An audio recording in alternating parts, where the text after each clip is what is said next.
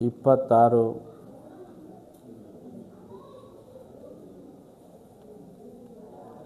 23ನೇ ತಾರೀಕಿಗೆ ನಡೆಯುವಂತಕ್ಕಂಥ ಬ್ರಹ್ಮೋತ್ಸವ ತೇರಿಗೆ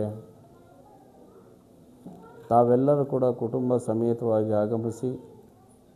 ಆ ಭಗವಂತನ ಪಾತ್ರಕ್ಕೆ ನಾವು ಭಾಗಿಯಾಗಬೇಕು ಅಂತ ಹೇಳಿ ಇಡೀ ನಮ್ಮ